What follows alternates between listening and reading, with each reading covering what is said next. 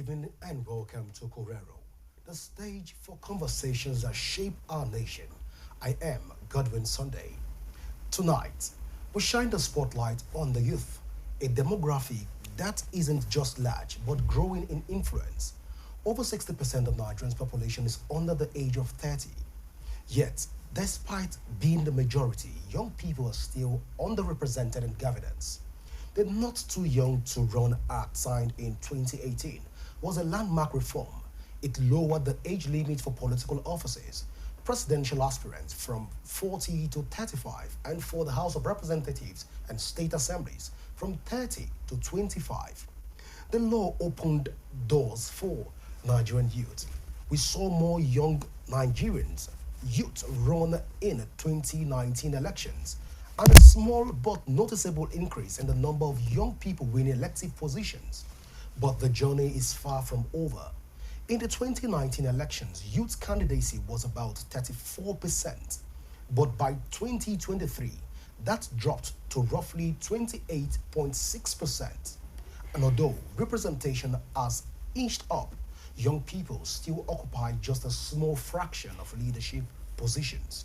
So the question before us tonight is, how do we go beyond legal reforms to actually shift power?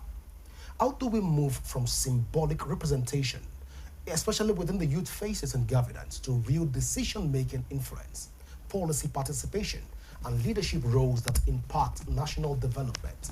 To help us explore these questions, I have with me in the studio the person of Usman Bashir, who is the National Speaker of the National Youth Assembly of Nigeria. He will help us chart the path forward, what's working, what's staying, and what should the Nigerian young people know, and what do they need to help them to lead effectively. We'll take this short break, and when we come back, we'll delve into the conversation. Please stay with us.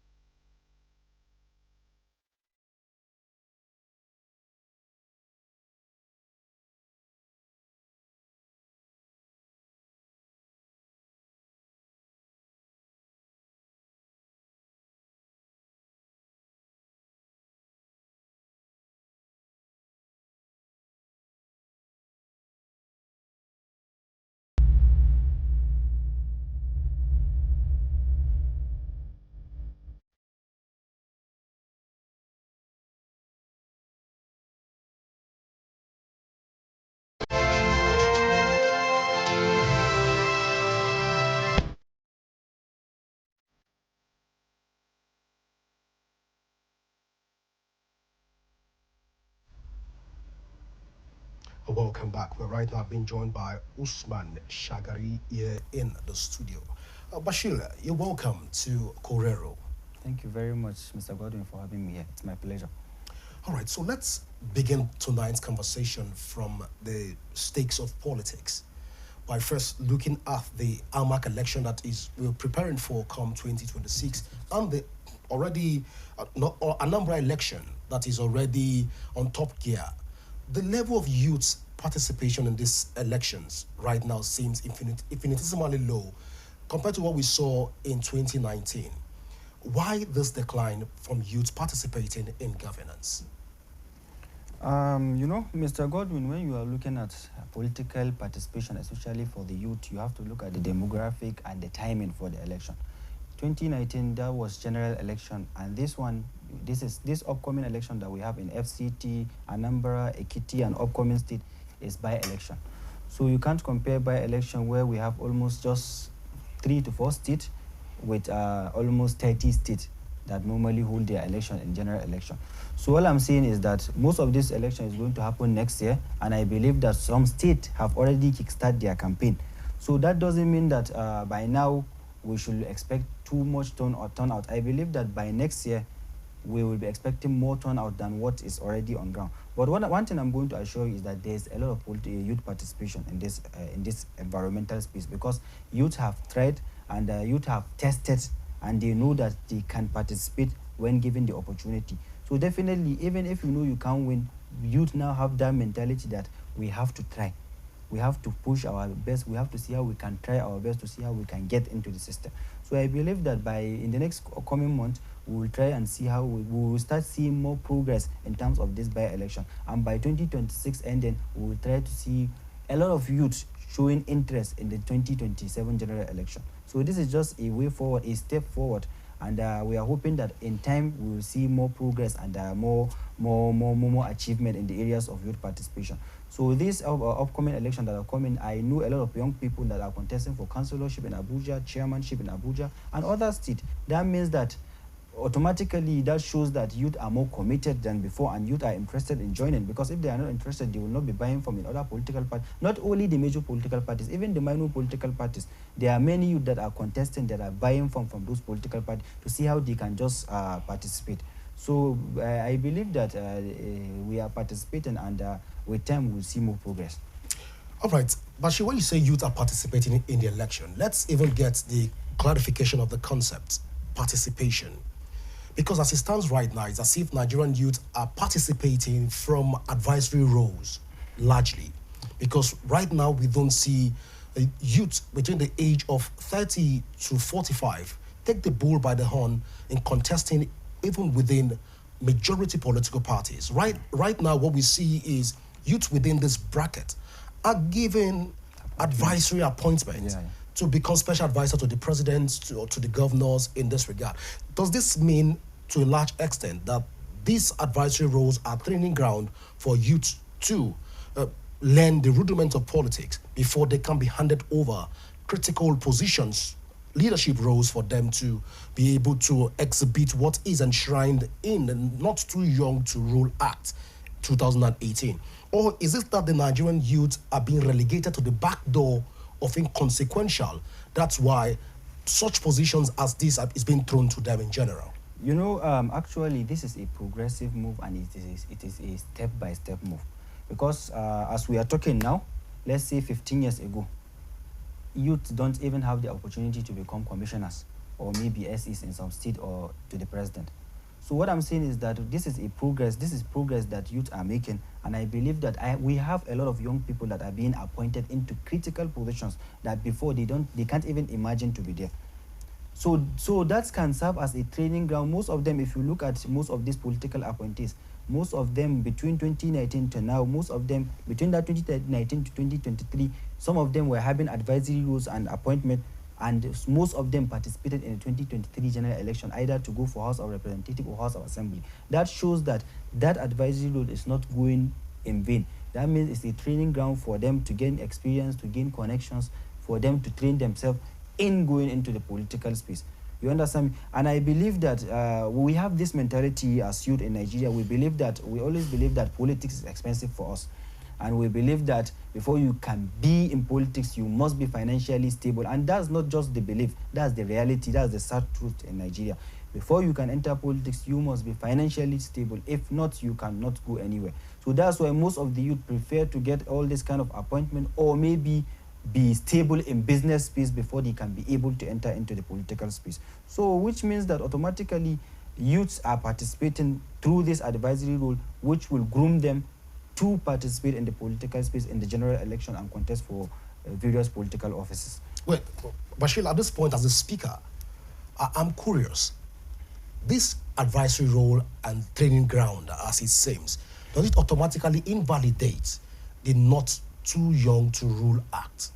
No, I don't think it's invalidated. So is the Not Too Young to Rule Act, does it hold any water right now, knowing fully whether the youths largely are given appointment other than elective positions? It holds automatically. Of course it holds now.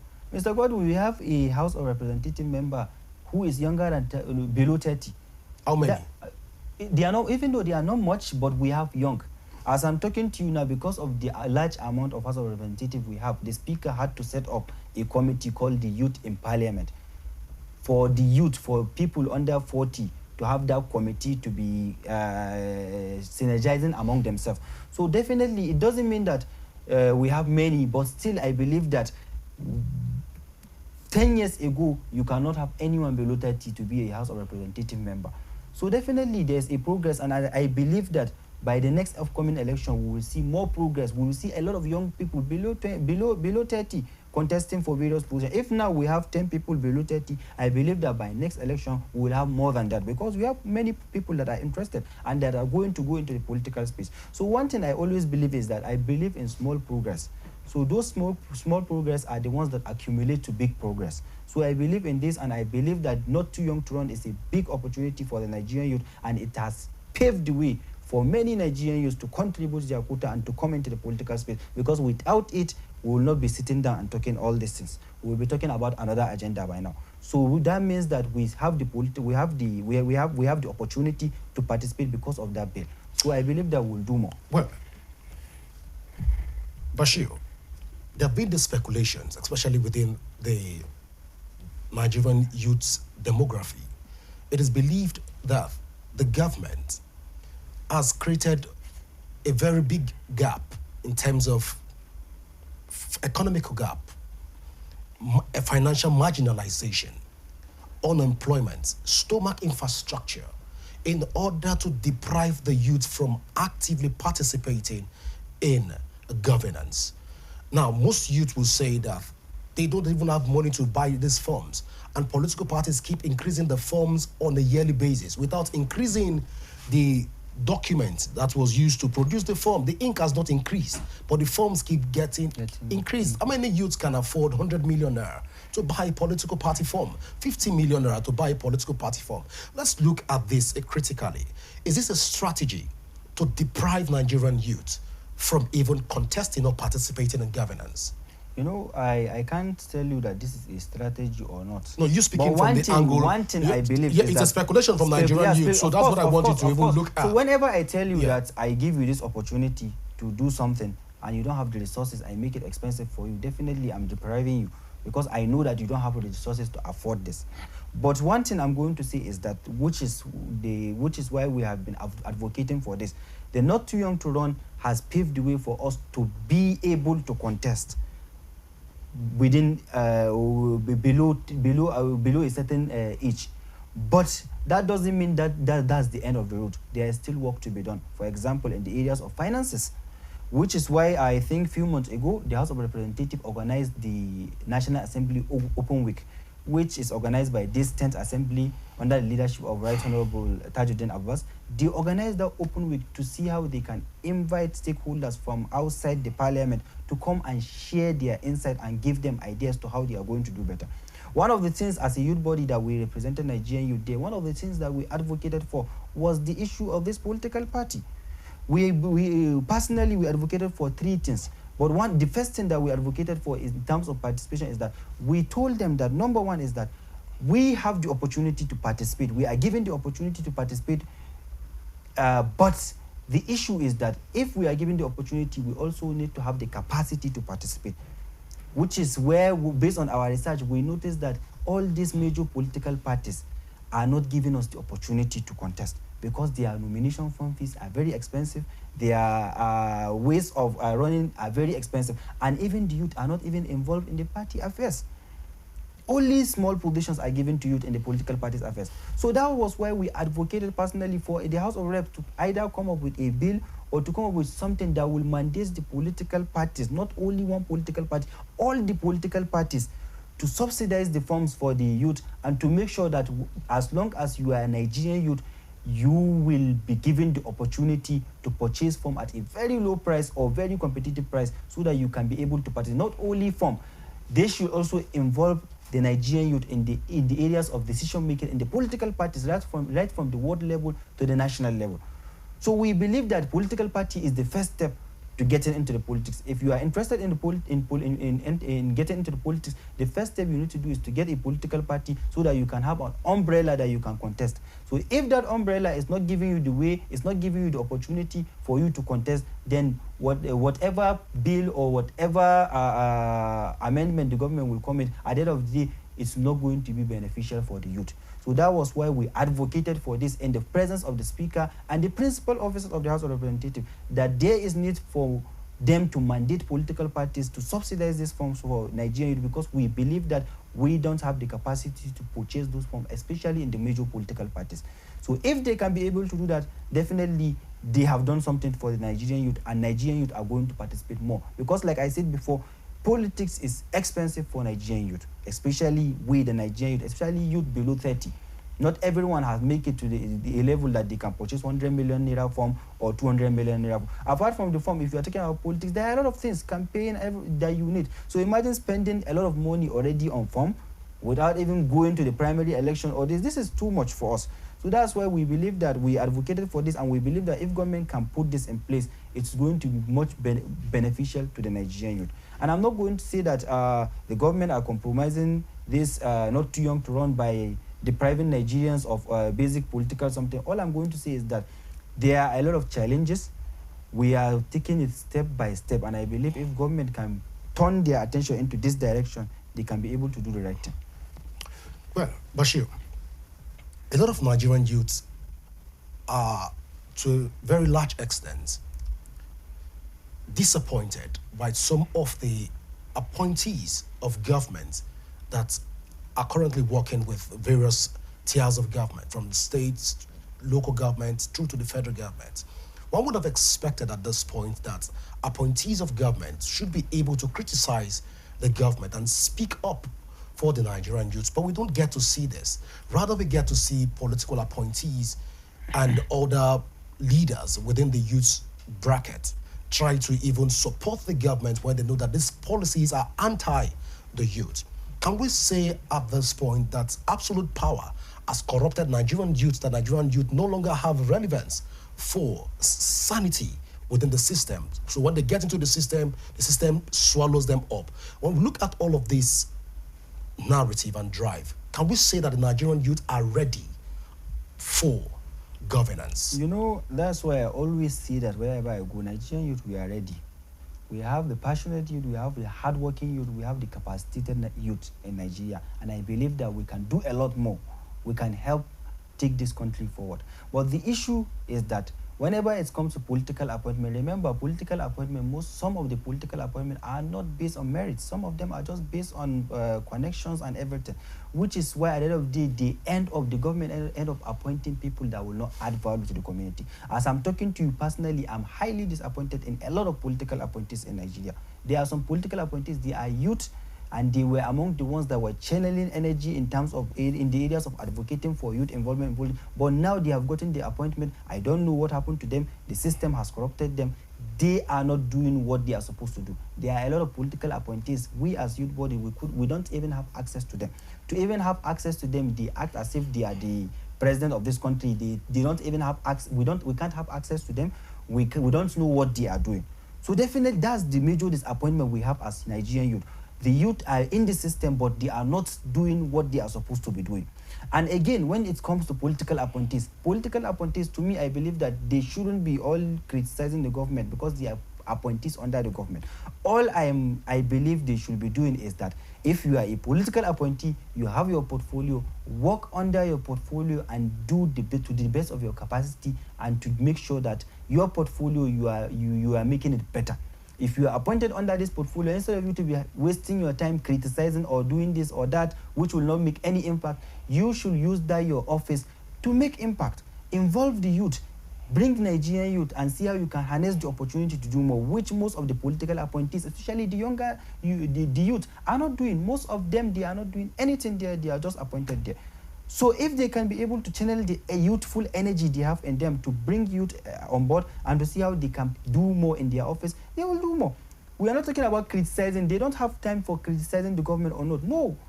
Even us, we don't have time to criticize the government. All we believe is that we should be solution makers as youth.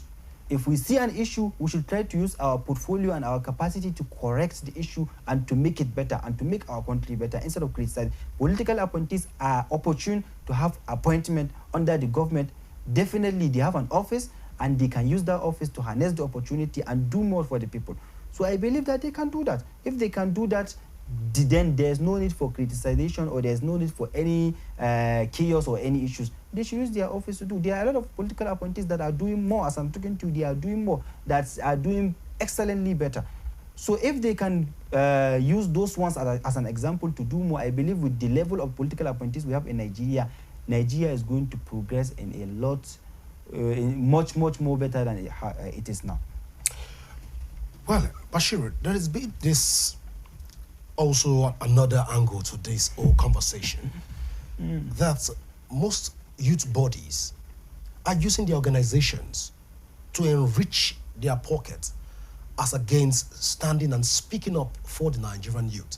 Hence, the government is not taking the Nigerian youth serious. How correct is it to say that 98% of youth bodies that we have in Nigeria do not speak for the Nigerian youth, but rather speak in order to enhance and enrich their pockets? You know, I'm not going to speak for other youth bodies. I'm going to speak for myself.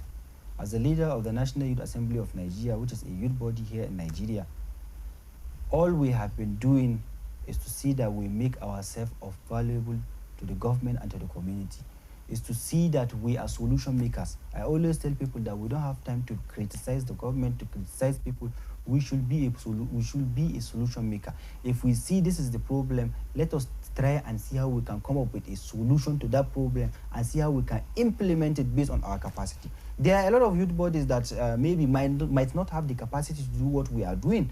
There are some that have the capacity to do more than what we are doing. But all I believe is that commitment is based on the people running those youth organizations. But in the case of this nature, where there is no sanction to youth bodies that are said to be allegedly siphoning public funds or the funds meant for Nigerian youth, and as such making the government not to have listening ear for the youth, are youth bodies not supposed to speak up in this regard in order to even ensure that Nigerian youth gain some form of relevance in the system? Most of these youth bodies, as I'm talking to you, 95% of them are independent youth bodies. They are more of NGOs. They are independent youth bodies with their major agenda and major goals. They come in place to see how they can harness the opportunity to do something for the youth. And sabotage the national youth. I can't call it sabotage. Some of them are doing, let me tell you, whenever you have 1, 2, 3, 4 youth bodies, definitely you can't expect them to perform all at the same level. No. Some will be doing better than others, while some will also be performing. It depends on the leadership and the commitment on the leadership of that organization. Is there a policy framework in order to address those lapses? Yeah, of course. There is policy framework because I believe that there is guidelines by the Ministry of Youth Development. Every youth body in Nigeria must be registered under the Ministry of Youth Development to see how they normally guide them. But that doesn't mean that the Ministry of Youth control them. It means that the Ministry of Youth guide them, the Ministry of Youth involve them in their activities. They have their personal agendas that they can push as an organization, but under the supervision of the Ministry of Youth Development. So definitely, as long as they are not attached or for the Ministry of Youth, that doesn't mean that the Ministry of Youth can control them. So it means that they are independent. They come register under the Ministry of Youth to see how they can do. There are a lot of things. There are good people, there are bad people. Just like I said, that depends on the commitment on the leadership of the organizations. Many leaders of the organizations are very committed and they can do whatever it takes to see how they can progress this country. But some, they are always bad eggs. So some will come to sabotage the effort. Bashir, I'm asking because you're the national speaker, and you represent a very large body of youth. In this instance, where you have large percentage of misrepresentation among Nigerian youths, and as such, the government at various tiers is not taking the Nigerian youth serious. And we are saying that these bodies are private entities, but are recognized by the Nigerian Ministry of Youth. And at this point in time, there are no sanction method on any organization. There are no criminal investigation carried out on this organization because it's more of a sabotage on the Nigerian youth, except you're saying the youth bodies like yourself endorse also all of these practices. No. Just like I told you, most of these youth bodies are independently, so they are regulated as NGOs. So they are regulated. If there's any misconduct or anything, they can be sanctioned. So there's no body responsible for regulating the NGOs apart from the Ministry of Youth. Yeah, for the youth, the Ministry of Youth is the one that's supervising this youth organization as they are registered under the Ministry of Youth. So as they are registered, the ministry will be supervising them and engaging them to be hearing input from them. So no umbrella body under the ministry, under youth organization that also coordinates this whole entire youth bodies? None that So does this imply that the Nigerian youth right now are sitting on a time bomb No. if there is no regulation for No, its bodies? you can't say there's no regulation. Like I told you, most of them are regulated as And NGOs. they are regulated as NGOs. NGOs, exactly. And they cannot be controlled by the ministry. It's not like they cannot be controlled, they can be guided by the ministry. Ministry is a supervisory I'm body asking, to guide them. does it mean that Nigerian youth are doomed politically? No, they are not doomed. These organizations, like I told you, they are independently and they are there to see. Most of them have their different categories. Most of them have their different goals and objectives. Some of them are here to enlighten the youth about governance, some of them about entrepreneurship, some of them about innovation. So it depends on what. But what I'm telling you is that as long as you are a youth body under the Nigerian youth, you are supervised by the Ministry of Youth to ensure that what you are doing is for the benefit of the Nigerian youth. So, and just like I keep saying this, it depends on the commitment on the leadership of the organization. We personally, as an organization, when we came in, the first thing we did was to make sure that our structure is properly set up nationwide. That was when we decided that apart from the national convention that we normally have, we are also going to be having state convention to give the youth opportunity to elect their representative right from the state, to have a state assembly where the youth can also be engaged in that state assembly, to make sure that we have structure, because structure is another thing. If you have a proper structure and you have good people in place, definitely you are going to do a lot more better. So we are doing a lot more better, and I believe that not only us, there are various youth organizations that are doing much better to make sure that they enlighten the youth and they also promote national unity in Nigeria. So that doesn't mean that they are not controlled, they are not regulated. Everything is regulated. So they are regulated. If there is misconduct, they are sanctioned. So there are a lot of things. That's why they are attached to the Ministry of Youth to supervise all their activities and to make sure that they are doing the right thing for the nation. That doesn't mean that the Ministry of Youth control everything. Ministry of Youth make sure that they do what they want. No, Ministry of Youth is just a supervisory body to guide them. If there's any issue, it can be raised through the Ministry of Youth so that the ministry can use that to address these issues. Well, Bashir, I asked a particular question in order to bring us to this point of talking about grassroots realities of the Nigerian youth. I don't know if when last you've traveled to far northeastern part of Nigeria. I don't know when you traveled through to the northwestern part of Nigeria, and also when you've read about the north central part of Nigeria and other parts of the country, taking the 6 geopolitical zones into consideration. There's been a rise of drug abuse. There's been this rise of internet fraud and violence among youth.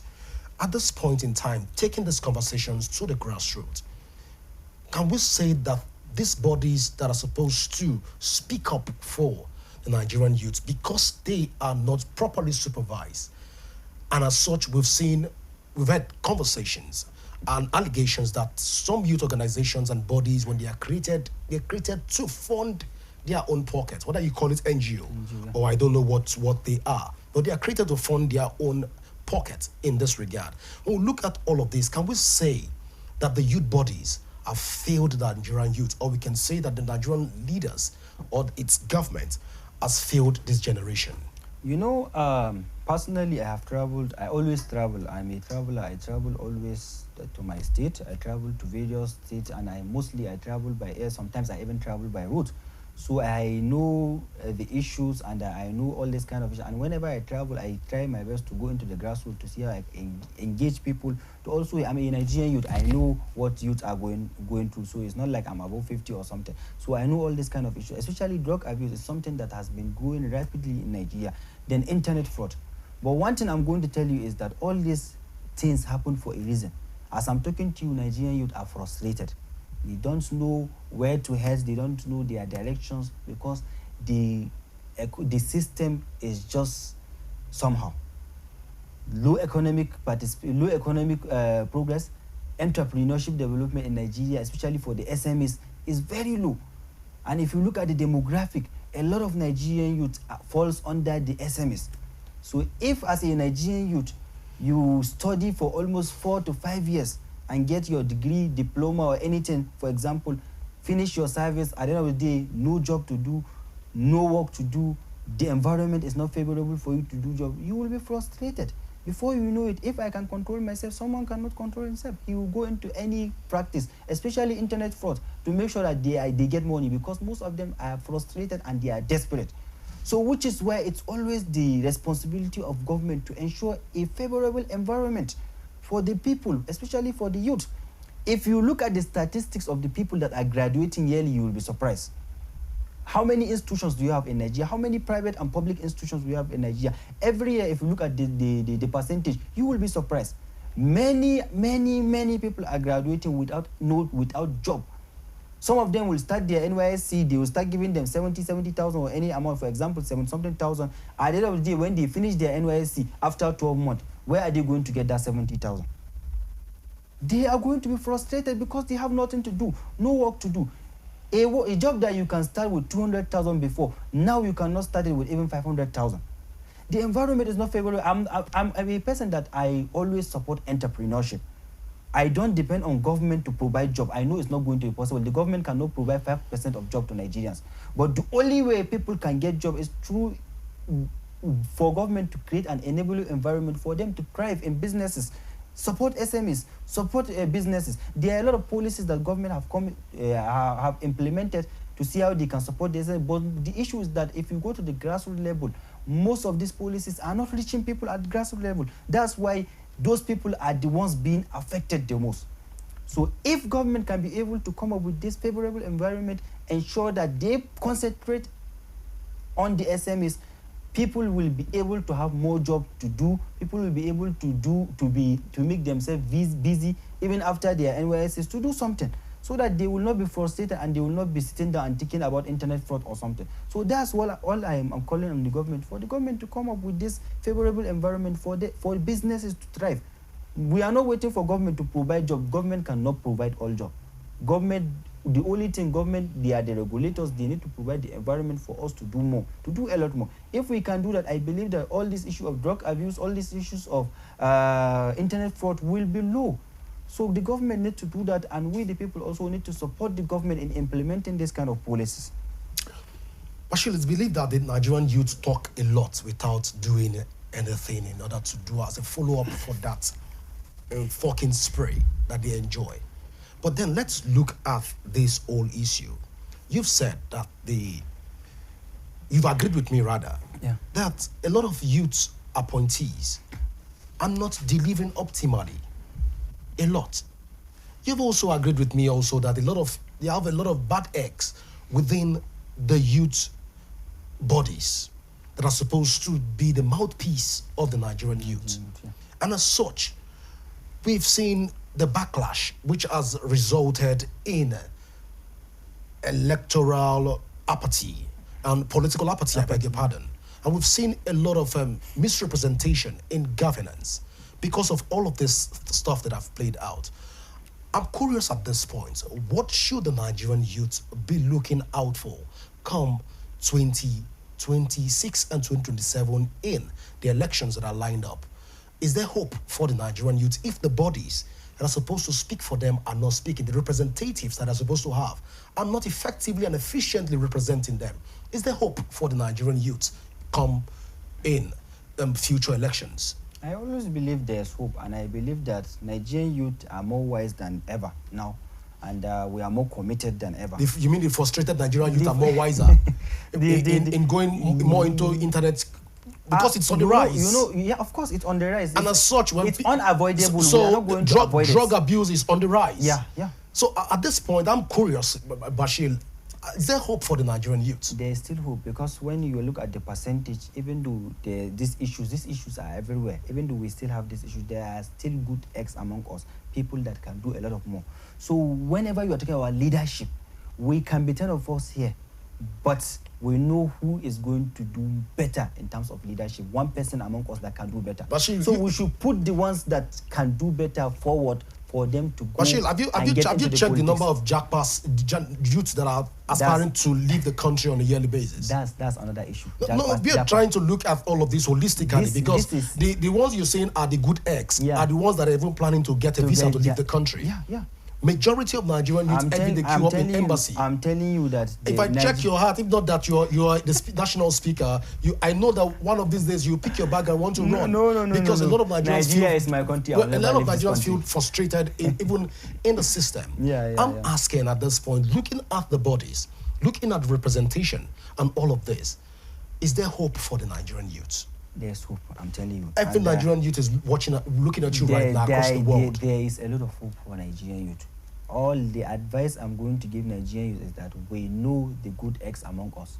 We know people that are going to do better. We know the people that have the zeal. We know the people that have shown traction that they can lead us, that they can do better. Let us not look at selfish interests for the penny resources of penny money we are going to get during the election to collect the money and put anyone in place. Let us look at our future.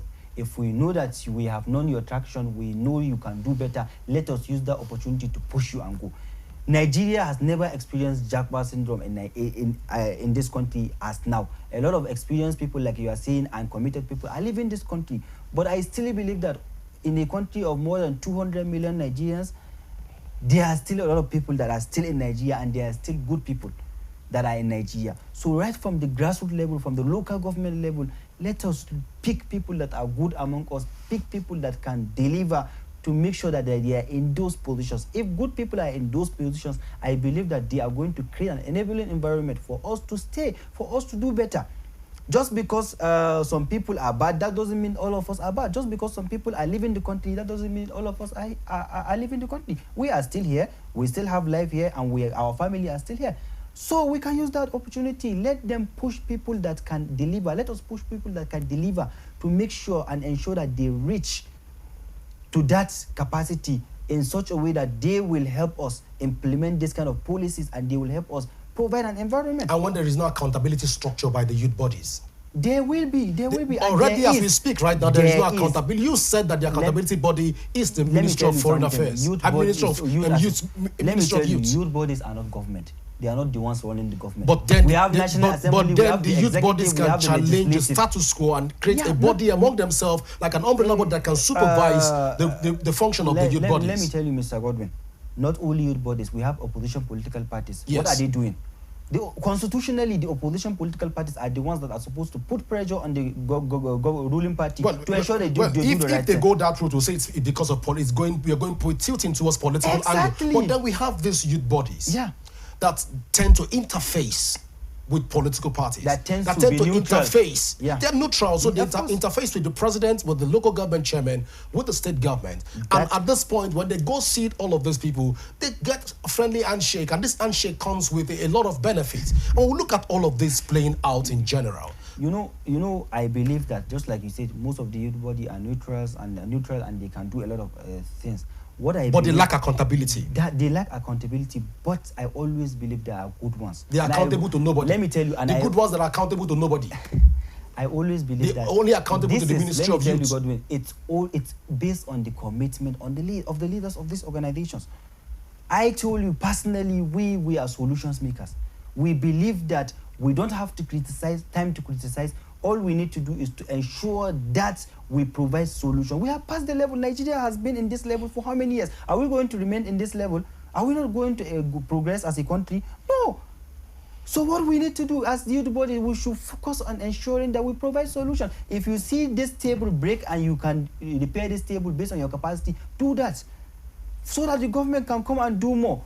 I always encourage you that whatever we have in our community, let us start in our community. Let us change begins with us.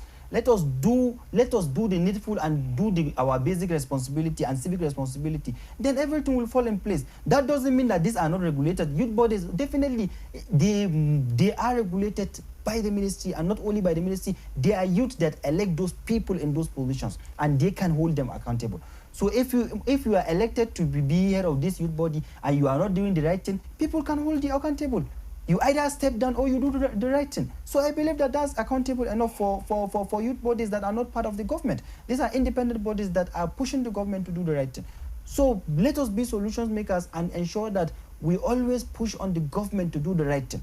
There are different youth bodies, but I'm telling you that just because one youth body is not doing the right thing, that doesn't mean that other youth bodies are not doing the right thing. Majority of the youth bodies are not doing the right thing. Of course, if you say majority of the youth body are not doing the right thing, then look at the small percentage of the youth bodies that are doing the right thing. And measure it back to the grassroots youth development. That's the level we are in this country.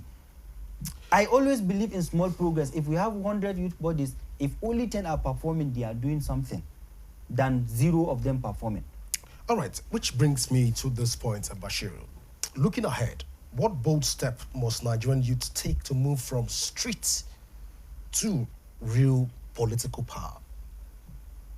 You know, just like I said now, one of the major steps that I believe that Nigerian youth should take at this moment, number one, is to make sure that to ensure that we put the right people in place. From streets to actual real political power. As I'm talking to you now, there are a lot of people that are interested. If given the opportunity, and if all these kind of political party issues, especially the nomination fee, is reduced, definitely we can be able to go into politics and push the ones that we think can make it. And still, no youth body is championing that cause with a placard, with rally. We are championing. How many placards have you carried on the streets? How many times have you carried placard? How many times have you mobilized the youth to go out to even speak? Let me tell you, Mr. Now, you're telling us you're speaking out, but how many youth bodies are also speaking out to ensure that political parties reduce the cost of... I'm a diplomat. I believe in diplomacy. I don't believe in riot. I don't believe in all these kind of issues. I believe in mediation between one or two parties. That's why whatever we are seeing, we always believe in diplomatic solution. Because all this riot will end up in losing life, properties, and all this. At the end of the day, no more progress. So that's why I said this to this Deputy Speaker and the Principal Office of the House of Representatives that they were there at the open week. Particularly, we said this. After that, we wrote a petition. We submitted the petition to them so that they can look at it to ensure that they regulated these political parties, to ensure that we, the youth, have the ability and capacity to contest under these major political parties without breaking our banks or without any subsidized rates. Subsidized rate, which they assure us that they are working on that. Apart from this, there's a reserved seat for women, which they are trying to see how they can provide reserved seat for women so that women can participate more in the political space. So if they can provide that reserved seat for women, and they can also subsidize the rate of this nomination fees and all these kind of expensive things for political space for we youth, I believe they are doing something. I said this publicly to them, and they answered the call. They are, as I'm talking to you, they are looking into this, and we are also going to be doing follow-up to ensure, diplomatic follow-up to ensure that this thing is being channeled and this thing is being implemented, so that we will have the space, we have the capacity to push on this. It's not always about a riot, about chaos, about all this. It's not always about that. Diplomatic solution. I always believe that whatever disagreement, whatever issue we have, if we can sit down and talk it through, we'll reach an agreement. Is there a time frame in all of this conversation? There's a time frame, because I believe that we are trying to achieve this before 2027, before the general election. So definitely there's a time frame. We need to do it between now to early 2026, so that people can have the room to start purchasing form, to start doing all this kind of thing. So there's a time frame. We all know when is the general election. So whatever is going to happen is going to happen before the general election. So that should Nigerian youth hold you by your word that before the general election, the price of forms by God's for grace, elections, for political party forms, will be subsidized? Quoting Bashir Usman Shagari. By God's grace, we are going to take this as our sole. So should Nigeria you take this as your parting gift to them? That come 2027, there will be subsidized. Subsidize it, because this is not. I'm not saying this by mouth. I'm saying this by actions, and I'm saying this by what the House of Representatives assured us, by what the National Assembly assured us, and we are also going to do follow-up to ensure that this thing is being implemented. So it's not only me, it's from the National Assembly to the Nigerian youth. Interesting conversation so far. So, Bashir, just before I let you go, if you have just 30 seconds to speak directly to frustrated Nigerian youths, what would that word be to them? I don't have much to say, but all I can say is that Nigerian youths have the capacity. Nigerian youth have the ability. Nigerian youth are educated and they are passionate. And I believe that Nigerian youth are the ever-capacitated youth we have in this country. And I believe that if we channel that energy into doing something innovative and progressive, we are going to achieve a lot of results. And I believe that we are going to do good for this country. So let us channel that energy to being good ambassadors of this country, and also to being good ambassadors of our respective communities. Thank you very much. Well, one challenge with giving a politician an opportunity to speak on 30 seconds is that they do it more than 30 seconds. So, but then we want to say thank you so much, Bashir. Thank you very much for finding out time to be with us here on Korero. Thank you very much for having me here. It's been my pleasure to be on this Korero. Well, viewers, this is how far we can go today here on Korero. Don't forget that you can join the conversation on our various social media handle currently showing on your screen. And you can also download the Rapid TV app from your Android and iOS devices to keep video. track of our broadcast. I am Godwin Sunday. Do enjoy the rest of your evening. Bye for now.